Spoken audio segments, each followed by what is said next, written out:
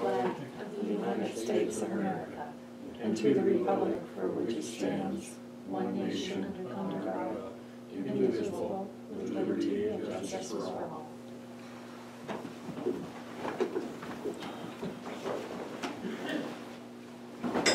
Okay, we'll open up with public comment. Any public comment? No? Okay, we'll go on to the Commissioners' Community Updates. Thank you.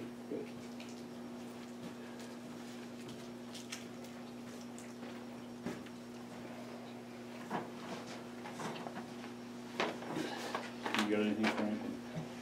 Business as usual. See, I attended the department head meetings with our new HR person and also the weed and mosquito supervisor interview board. I also attended the interviews for weed and mosquito and the department head meeting, which I was really encouraged with. I thought that was excellent. And then we also had a county safety meeting last week, and Brian brought in a speaker to talk about the need for carbon monoxide alarms in homes and also radon tests, which, because January was National Radon Month, Julie got a bunch of tests for radon if anybody's interested. And she did run an ad in the paper. Our safety meetings need to be better attended. And it's not for lack of work on Brian's part. I think he's been doing a great job.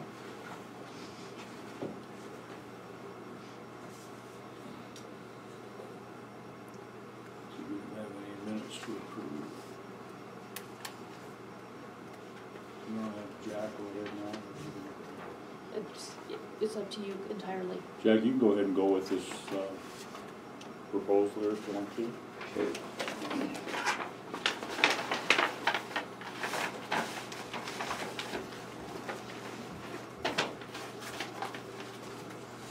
You want me to read it off? Or? I think, yeah, probably should. Okay. My name's Chuck Whitcomb, and I manage the Broadwater storage unit out there, and we're proposing different proposals for a building or the existing building for the search and rescue. And the first one is for a whole new building, and it's a 20-foot by 65-foot building, insulated, lighting, electric outlets, furnace, cement floor, and 14-foot by 14-foot garage doors on each end of the building, car door openers, and walk-in doors on each end of the building, 2 of them. Any changes will be accordingly. Power bill and propane heating bills are in the responsibility of the Broadwater County Search and Rescue. Monthly payment for that building would be $1,160 a month for a term of 5-year contract. Increase in rent will be due to increase of taxes. All damages caused by the building and or doors other than normal wear and tear is the Broadwater County Search and Rescue's responsibility. Broadwater County Search and Rescue has to provide your own insurance for the contents of the building. This is a proposal from Boyd and Linda Morgan, Belgrade, Montana. The proposal is in effect for 60 days. The second proposal is to have the existing building that's 57 feet deep, 14 feet wide, and what they would do would put a floor in it, cement floor, because right now it's just a dirt floor. Then there'd be a 10-foot apron on each end of it. They would have it insulated, heated, but the propane would be for, Broadwater County's cost. And plug-ins, automatic door openers, and all that would be $400 a month. And that'd be the same thing, a 5-year contract on that. But that would be another proposal there.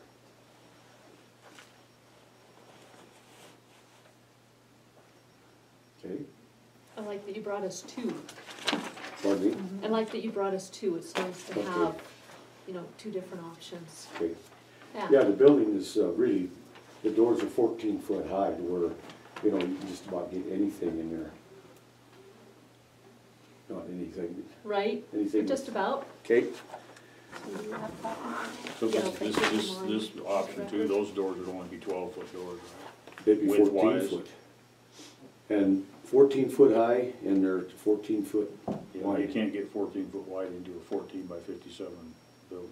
You can't what? You can't put a 14-foot door into a 14 by 57. You got no room for your walls. They're 57 feet deep. If you're gonna put a 14-foot door on each end though, right? Well, on the second proposal, Yeah. it's already there. Oh, they're already The in. doors are already in, 14 Okay, foot. Okay, But see, inside, after you get inside, there's a foot on each side of the door. so it's actually a 16 by 57. Okay.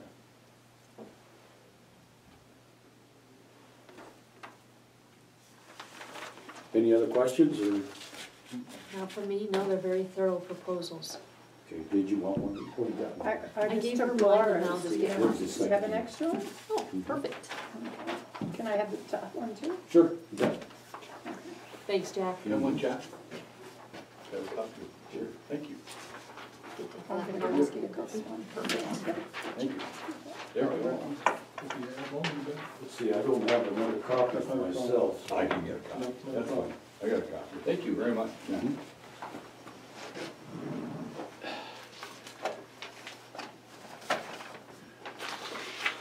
Thank you for letting me read that off.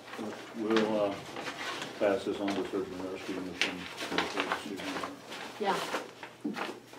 Probably should go directly to Win as the head, and then he can probably, I would expect, send it to John from there.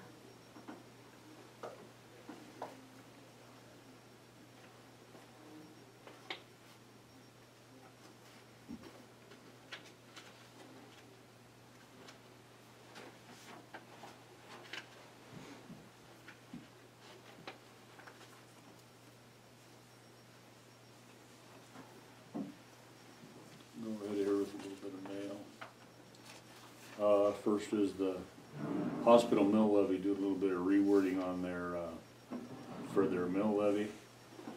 The original mill levy was said that for a period of 3 years to support general organization, operation of the local hospital, including but not limited to building maintenance, medical equipment upgrades, and medical program enhancements. The new wording is period of 3 years primarily for the maintenance of the county-owned hospital building. Proceeds may also be used to support general organizational operations of the hospital, including but not limited to medical equipment upgrades and medical program enhancements. I'll move that we accept the change in language, it's pretty minor. Is there a second? I'll second. All in favor? I, All right.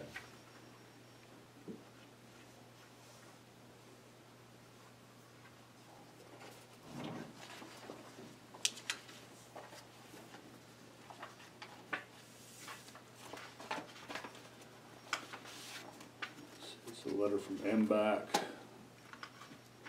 Franklin, Mike, and Laura, enclosed are the Montana Business Assistance Connection Incorporated report for the fourth quarter ended December 31st, 2017 for Broadwater County Revolving Loan Fund. There were no new loans funded during the quarter, and all existing loans are current and performing as agreed. Please review the enclosed information and let me know if you have any questions. That can be reached at 447-1513 or by email at mminky@mbac.biz. I hope things are going well, and we appreciate your continued support of our economic and community development activities. Best regards, Mark Minky. Did you see this here?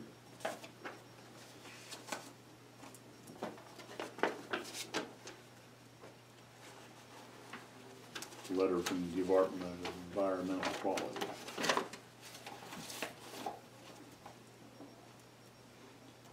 wastewater discharge permit for Lewis and Clark Cavern State Park.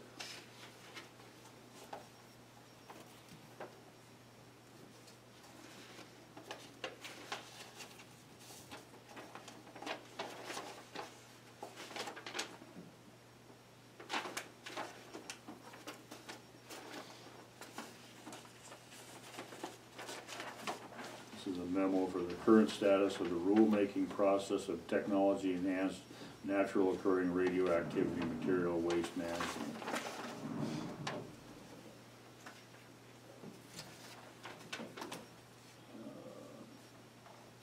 NACO Legislative Council, Legislative Conference, March 3rd to 7th, 2018.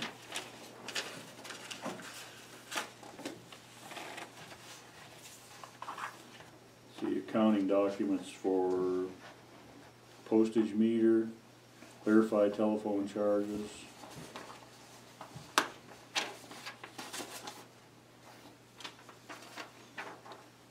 Receipt for restitution from Bill Flannery, the amount of $200. And the Rural Montana Cooperative Magazine. That goes in the office. Okay, well, we're a little bit ahead of schedule here. Do we have to go through this, or this just? We have to make sure that we announce that we got it as part of the Okay. public record, and then it probably can just stay in the commission. Okay, this is the plans from the Department of Transportation for the Toston Bridge, I'm assuming. Yes. You'll be sitting in the office if you want to review it. Is that still proposed for 2019? What's that? Is that project still proposed for 2019? I think that it is, but I They're don't know. gonna, they figure I'm bidding in 18 this fall. Yeah, bidding it this year and then construction in 19, that's what I understood. I think it'd take 2 years, isn't it? This says the estimated start date is November 18, estimated end date is May of 20.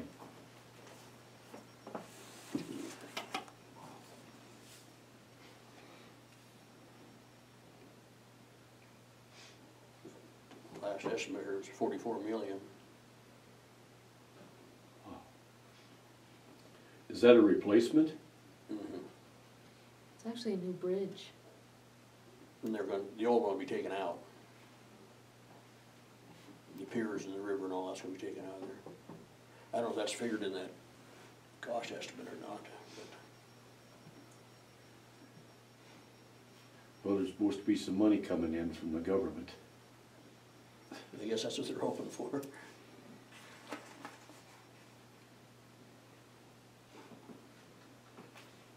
They get that in that transportation bill, Transportation and Bridge Act or something like that. We're a little bit early here, a couple minutes, we can go ahead with this proposed uniform county procurement policy. Okay.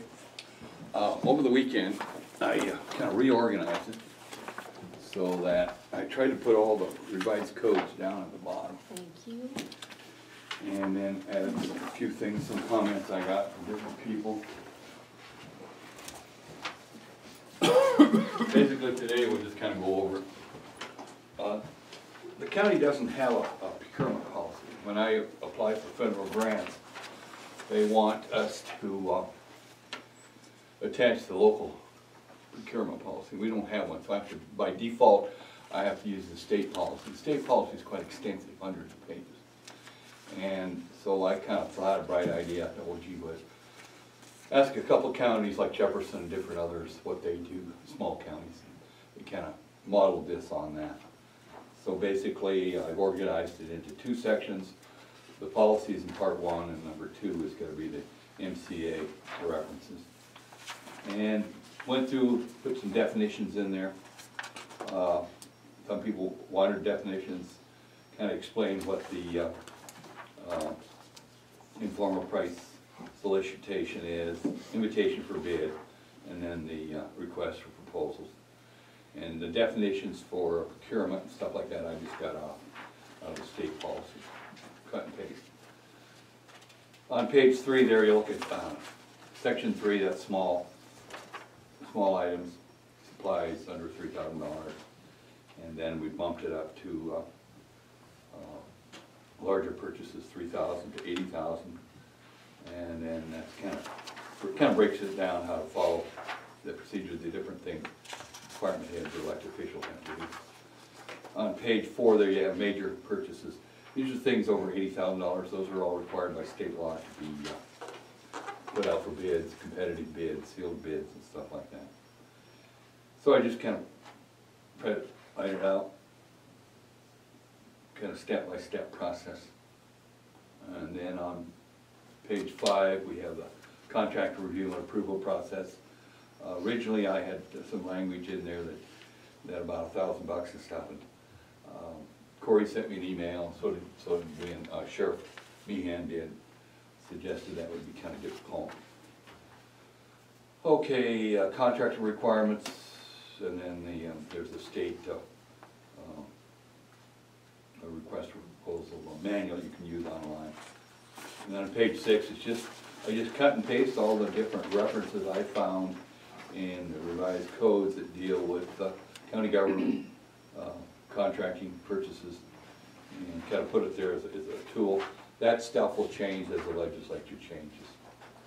So anyway, just kind of something to throw out on the table, first reading, kind of like talk about. Probably need some work sessions, the commission needs to sit down and talk this out. There'll be some elected officials and probably some department heads that'll want to come in and negotiate different language and stuff. But that's kind of all I have this morning, Commissioner.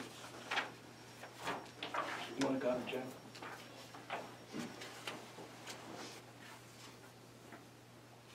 I wish it was shorter,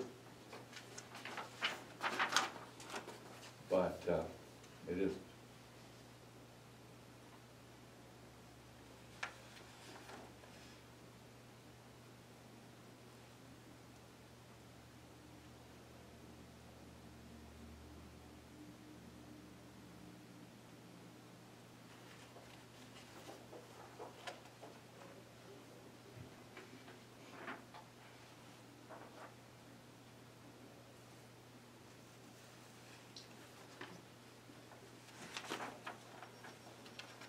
So it's still the same, anything over 3,000, right? For small purchases, yes. And that's just an arbitrary, nothing in state law that says it has to be 3,000. It could be 1,000, it could be 5,000, it could be anything commissioners choose.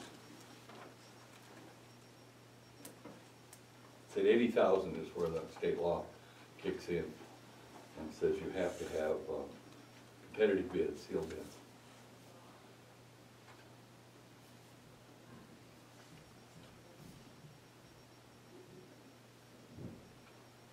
You got anything about prevailing wage? I think it just has a state statute reference to that is all I believe. Anything over 80,000, you have to follow the state statute. I don't know if I have a direct reference to that. There's a lot of state requirements for anything over 80,000. You gotta have bonding, you gotta have insurance, you gotta have prevailing wage, you gotta have OSHA, you gotta have a bunch of stuff. It even applies to the general and also the subcontractors on down the line. Basically, I don't plan to build anything over $80,000. We want to buy some radios and things in the next grant cycle. Some of those will probably be over 80,000. I haven't got it back yet from Brandon Harris. We're going to put together a grant package for Homeland Security. That's probably going to be more than $80,000. It's going to have some radios, what we call public safety radios for fire, law enforcement, ambulance service. Search and rescue is going to get some older radios the sheriff's office has. They're going to pass them on down. And then I think another proposal that's coming in for Homeland Security grants is Broadwater Hospital District. He's going to ask for a generator, and that'll probably come in over $80,000. And then we'll discuss those two grant proposals at our LEP, Local Emergency Planning Committee meeting on the 15th at 1 o'clock. And that's one of the requirements for the Homeland Security grant through Montana DES, is to review those through the Local Emergency Planning Committee and then set priorities. Each county can submit up to 3 requests, but no more than 3, and we have to rank them. So we'll do that on the 15th, 1 o'clock over there at the Forest Service building.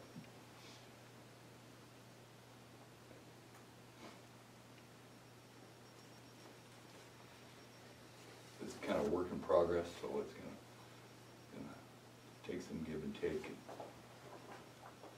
A lot of it was just education on my part. I didn't realize the state had so many definitions and requirements.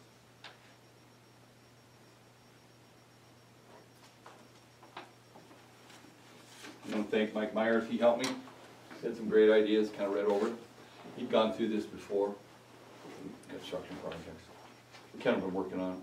Commissioner Over had a couple thoughts, I got some emails from Corey, some from Sheriff Meehan, Debbie, asking about different things, suggestions like definition of contract, definition of services, things like that. Is there a date we wanna have this adopted by? Well, I should have my first grant, that would be the Emergency Management Performance Grant, in by March, I think it's 2nd, but I'm not gonna buy any equipment there. They do wanna see a copy of our policy, and I can attach probably the state policy or some revised codes.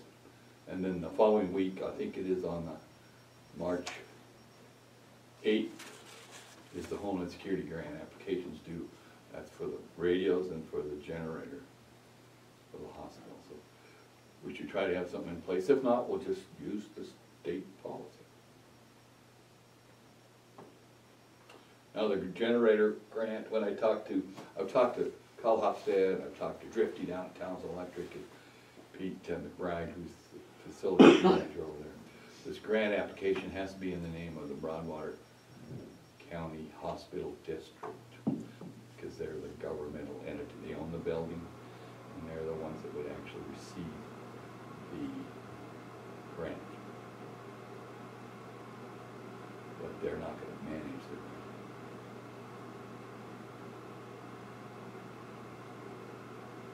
And Drifty's aware of that, Kyle's aware of that, and I believe Pete's aware of that. Those documents they submit for this business, they should be in the name of the hospital district. Since he owns the facility.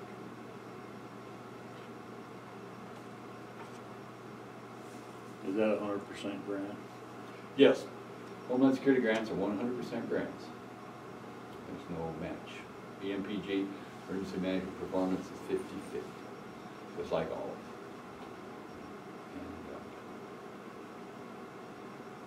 And I imagine Brandon Harris has got, Brandon Flynn is doing, he's the Assistant Fire Chief, Rural Fire Chief. He's doing the radio package. He kind of handles the radio communications for the county, helps out on understanding all that stuff, high tech stuff, all that on his computer. Works real close with Capital Communications. I think that'll probably be about $90,000 worth of radio, maybe more. I haven't seen the bottom line. So if you get a grant over 80,000, we'll have to put that out to competitive bid.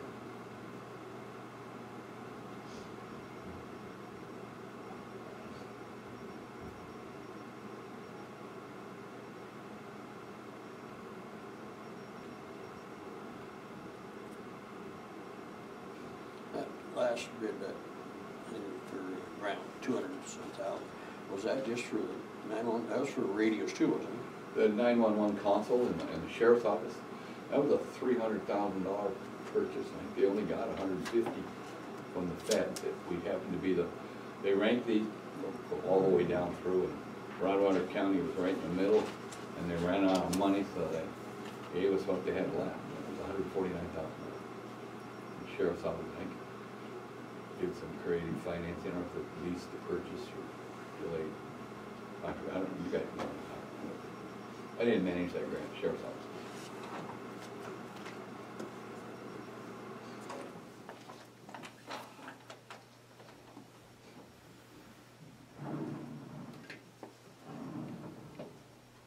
Did you hear from any other department heads other than, Wynn? Wynn, county attorney, Debbie Kelly.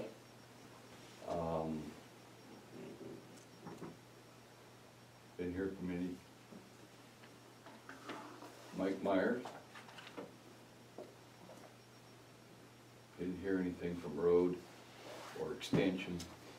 I didn't hear anything from Doug's office.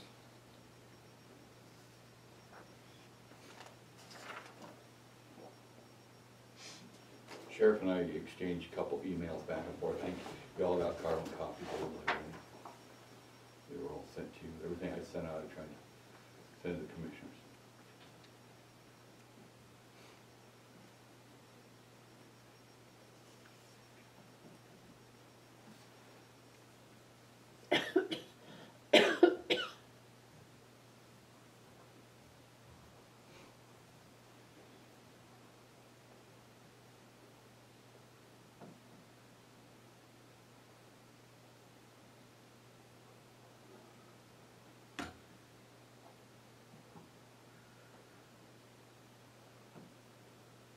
So we should get this on the agenda item again, and you'd like to have it by that March 5th or whatever. If not, we'll deal with it. That'll be all right.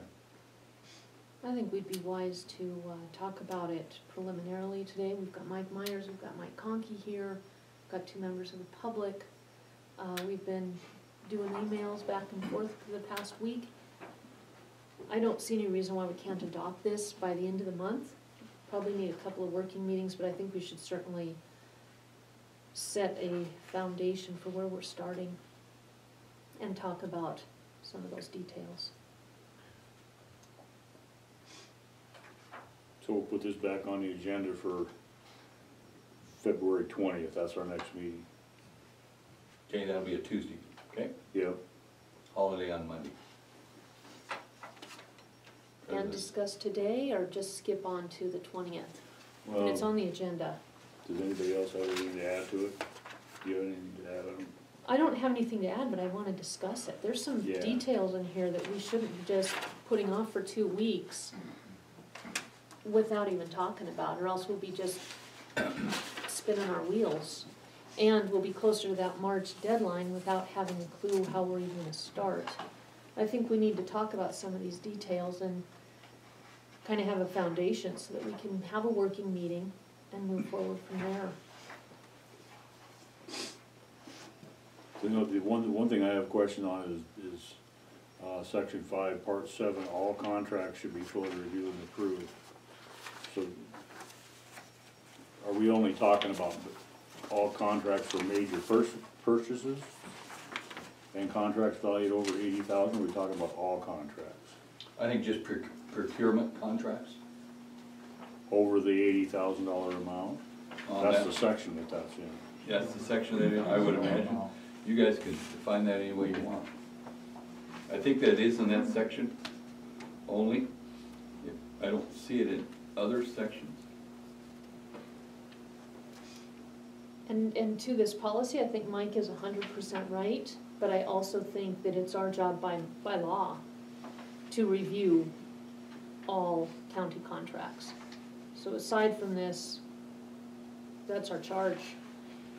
And the MCA is added to this policy, but it's also 752101. And basically it says this is our job. I won't read it unless anybody wants me to. I didn't include that in this, did I? I added it at the end. It's 4th from the bottom. Okay, I think it's our general authority of county commissioners, 2nd from the bottom, 752101.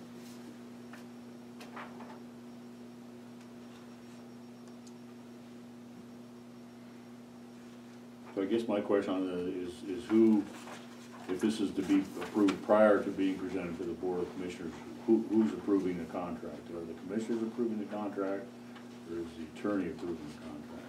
I think when I talked to Corey, he just wanted to look at it for legal content.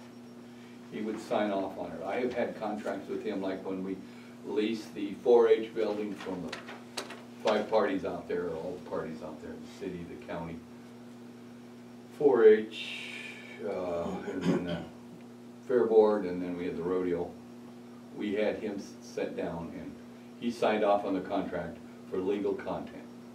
And then we sat down. So I think just legal content, that's all he wants to look at. Okay. Is it a legal document? He sent my email, he says, we gotta be really careful that us department heads that do not have legal degrees don't be practicing law. That's his job. I don't know if he's got time to do it, but I think for legal content only. I think the final contract for spending $80,000 or more, my personal opinion, would be probably the Board of County Commissioners should approve that contract. I don't want to spend that much money as a department head, because I'm a department of 1/2 FTE. Mike had his hand up back Yeah. I think it should be over 3,000, anything over 3,000 should be approved by the county commissioners for all. I mean, you're talking about purchases, you know. The other thing too is, what if you guys decide not to use, you know, after you've gone through the bidding process and find it's cheaper to do in-house on something, whether it be road department or maintenance or transfer station, is there a clause in there to you can do that? I always put in my bids, advertise for bids, that the Board of County Commissioners reserve the right to refuse all bids, period. That should be standard language. But that's kind of a legal question, I hate to, that's the way I had Corey review my legal advertising. And he said that's a good idea. The way that the process has worked in the past is, I forget what we had most recently, but we had WWC come here. We let out a bid, it was for road, it was for the bridge project, Deep Creek. So the way it has worked is, we go through the process of putting out the bid, we get the bids, we open them in a public meeting. We give them back to the department head, so in that case it was Dana, who then gave them to our county engineer, WWC. They reviewed them for, to make sure that they had the bonding required, that they had all the pieces of the RFP met, that they had reviewed and approved the contents of the contract. Sean worked with Corey for the legal piece of that, and then it was brought to the county commissioners to award. I think that's what that's saying there, is that we follow exactly that process. And I believe that's described in MCA already. If you notice under there, under page 2, policy statement, and then that sub 2, it says each elected official and department head is responsible for knowing and understanding state law and the county procurement process before issuing invitations for bid or request for proposal, advertising or entering into a contract obligating the county to purchase products, services, or supplies or services. It kind of requires the department heads and elected officials to research some state statutes and work real close, I think, with the county attorney. Get your ducks in a row and give him a proposal and look over it. And that's kind of what I followed. That was just one generator I bought. What was that, about $45,000 generator? But we went ahead. I just wanted to let it out to bid. I used it, the bidder as a general contractor. I didn't want to be the sub. I didn't want to be responsible for propane or concrete or digging, relocating phone lines or things that needed to be relocated. When we let that out, Townsend Electric got that bid, and they were responsible for everything, 100%. Now, the way I think the hospital is planning to do theirs, they're going to request grant money, and it's going to be part of their bid proposal is that to remove the old one and get rid of it. It'll be part of the grant application. So you get rid of the old one, it'll all be, somebody will be the general contractor to take care of all that stuff. And that's the way I recommended it to them, because you could put $4,000 or $5,000 in getting rid of the old one. And it's up to the hospital district if they want to salvage that or sell it on the market or do whatever they want to do. It's that board of trustees. Is that generator the hospital district's property, or is that the hospital's property? It came with the building. It was part of the building that they leased to THS, Townsend House Systems Equipment.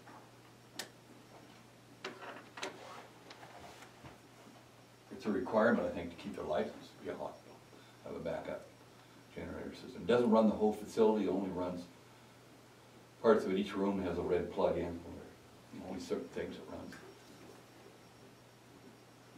Hallway, emergency lighting, things like that. And then the ER is 100% lit up, I think. And the heating system. And I think there's a bunch of, in the kitchen they have power to feed people and stuff.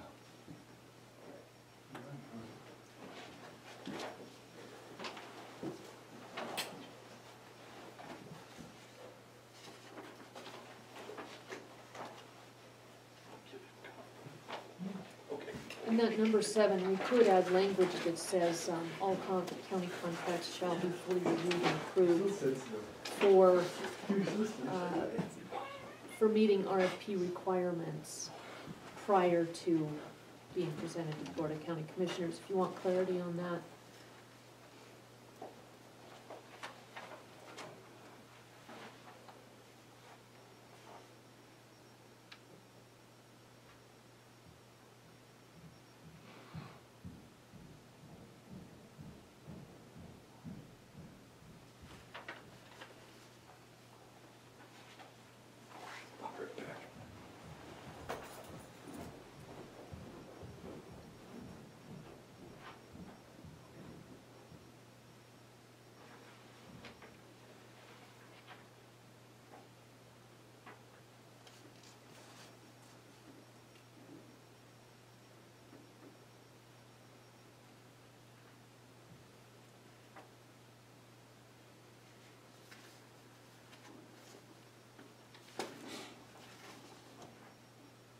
That same language should be copied too in the $30,000 to $80,000 section, just because it's really good practice. If we had something go up for bids for, say, $60,000, again, a road project, staying with the same department, we would still have the engineer involved. We would still want them to double check that everything is covered in the contract that was required in the RFP.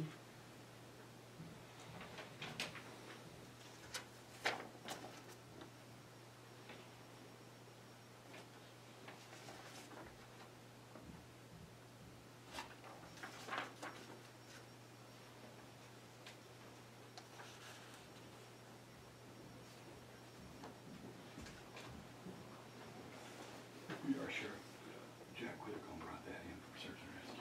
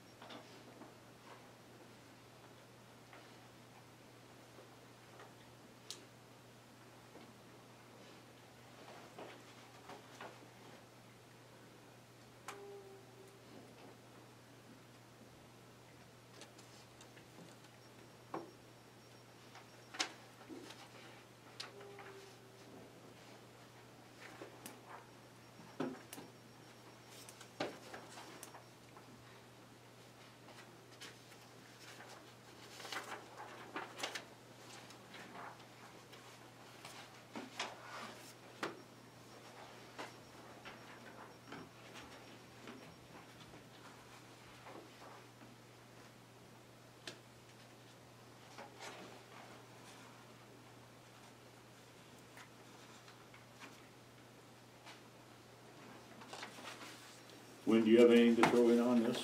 You know, I haven't been here for the conversation, so I don't know if it's appropriate for me to comment, because I don't know what's been discussed. Okay, we're gonna have another meeting on it on the 20th. Okay, I apologize, I All had right. another meeting this morning that took a little longer than I anticipated, so I don't wanna muddy the waters for things that have already happened. Thank you. Wynn, if I may ask you though, we haven't really had any discussion yet, just a couple of comments on little pieces. You sent an email about concerns over the $3,000. Any purchase of $3,000 has to come to us. Do you wanna talk about that a little bit? You know, I guess that's where, you know, I did talk with Chairman Delger on it, and the fact is that most of the stuff, I mean, for the most part, anything that's major, I do come over and chat with you guys about anything. So that's not a big concern, but obviously, like our handheld radios are $5,996. If one breaks, I have to replace it, and I think it's, and my ammunition bill, the one time was $4,800. Those are just simple things that I have to make the world go around. I think it's kind of a waste of time to come over and have a discussion about something like that. If it was something that was, obviously, a new motor for a car, or you know, an upgrade to something that we were looking at, I always do come over, and that's the thing, I try not to give you guys surprises on anything that we do.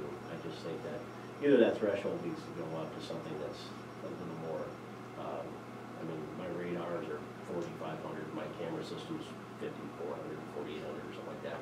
There are lots of things that, in our vehicles and our work that are over that $3,000 threshold, and I don't think that you guys really want me to go over every single time, and nor do I always have the time to get it done. So, I'm not opposed to the procurement process. I just think that threshold should go up, because there's some everyday things that I have that obviously cost more. So, that's just, I mean, I had to replace tasers. I think that bill was $7,000 and change. I mean, it's, when they don't work anymore, you have to replace them. So, and the contracts are always gone through back court as well. So, for the most part, we're doing that already. It's just, I think that threshold needs to come up. And like I said, I wanted to comment, I mean, if Dana needs a new tires on his grader, I mean, that's a necessity. It's not a wish list item, that's just a necessity, and those are gonna cost more than $3,000. So, even from the road department side of things, now I don't know what solid waste's bills look like, but I can't imagine that if he needs to put a new pump in his compressor truck or whatever he has, I can't imagine that's probably too cheap either. So I just think that it probably should go up to a certain degree. So that's just my opinion. I would like to also, not only mimic what Wynn said about the 3,000, but I know there had been an email about maybe a limit of 8 to 10 instead of 3. Well, And I would like to. And that was more of a discussionary Sure, topic. It wasn't and really. that's what I took it as. Yeah. But I'm questioning if we need to have a solid dollar amount. And the reason for that is exactly what you said, Wynn.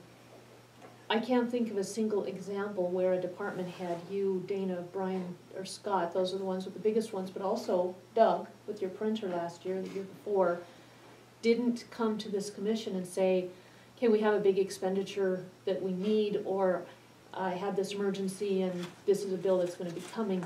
We have a really open relationship with all of you guys.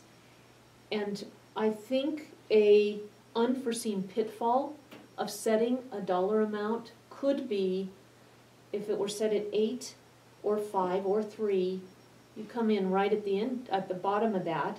So in this case, if the cost of whatever it was $2,900, it could easily become, I don't need to talk to the commissioners, and we get blindsided by a bill. If it's 8,000, then it's 7,900 is, you can buy whatever you want without even talking to us. I think that's putting our relationship on a slippery slope.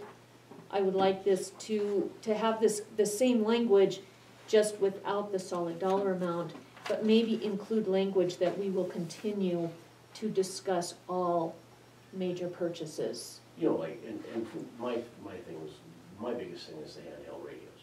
So the handheld radios we operate on right now, they don't even make them anymore. And so, as they start to fail, if it's not a grant cycle, what Mike's working in right now, and I have to replace them like we did with Mason, it's $5,900 bill.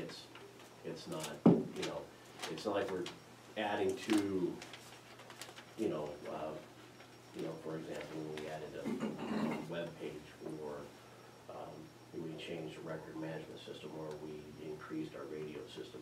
It's not that, it's just one of these is broken, now we need to replace it. I would obviously still come over and say, hey, just so you know, I had to buy a radio to the tune of $5,900, because we all know that the radio's worth about $500, and the name Motorola on it is the other $54. So, with that understanding, I mean, it's not, I mean, that's where I'm at. It's something that, part of that language says prior to or during the budgetary process. Obviously, we know in my world, and I'm sure in Dana's world as well, I can't speak for him, but, our glass ball is very small, and what we can foresee in the future, and I hate to strong arm anybody into a position to where if it wasn't brought during the budget cycle, then we have a lengthy discussion that slows things down even further than what they are. It's like buying a fridge now. You can't walk into a store and buy a fridge. You have to wait for 10 days for the damn thing to show up. So, the same concept with emergency services equipment, and I'm sure with road equipment, solid waste equipment, weed, mosquito equipment, and everything else. I think it's just a society we live in, and I looked at it from more of an aspect of time management and move through the system a lot more effectively.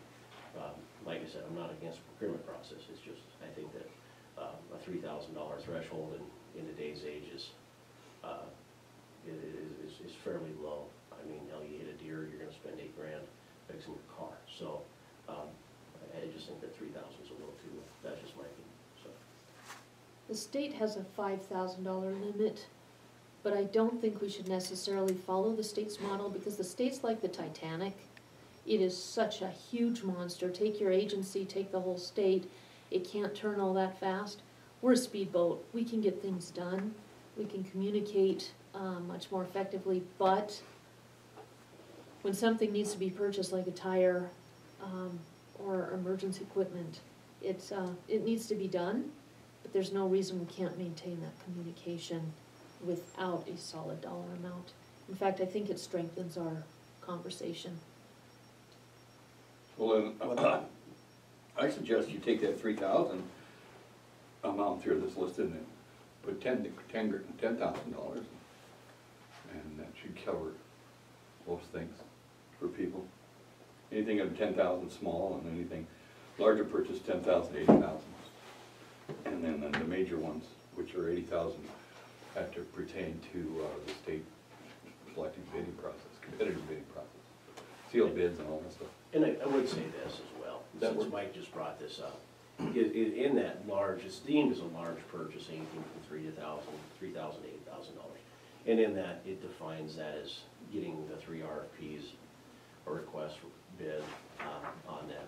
And that's one of the things I did talk with Chairman Delger about, is, I just spent $300,000 to enhance the radio system, communication system for the county.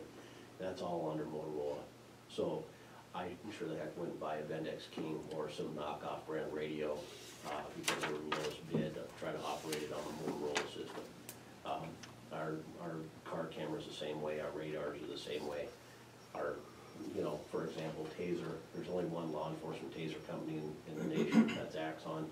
I'm not gonna go to Germany and try to find a knockoff that's cheaper when everything else is Axon. So that was one of the other concerns I had with it, is that in that large component, it did say that there's a caveat in there about the 3 bid process. So it just doesn't work very effectively in some of our facets. So it was my other concern that was in there. Just obviously the lower threshold, and then that 3 bid process in there. So everything over that I completely agree with, and I think that's exactly how it should be done. When we start getting into those major purchases, some people get a little carried away with their prices, and we know that. So if it has a county or a state behind it, people tend to take advantage of that situation fairly drastically. So even though I didn't have too much of 2 cents to put in, I guess I did. So.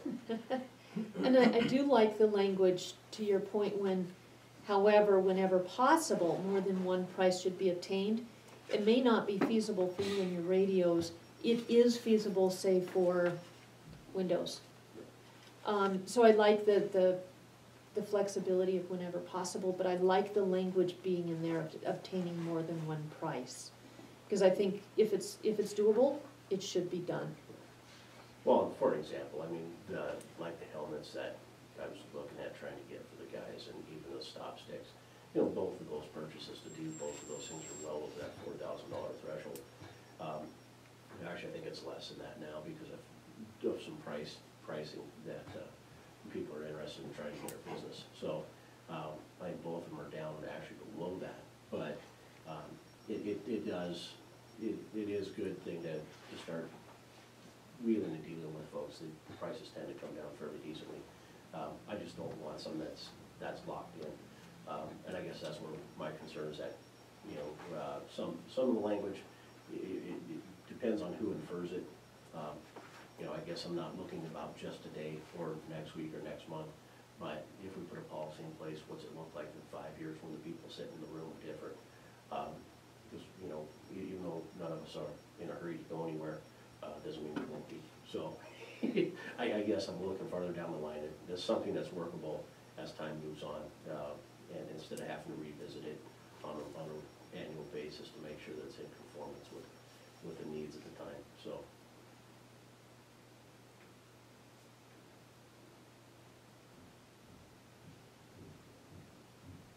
Would it help you have the language in it if it's an emergency situation? Well, there is language in the state statute that says if you happen to have an emergency, let's see where, you're exempt from everything. And let's see, where is that?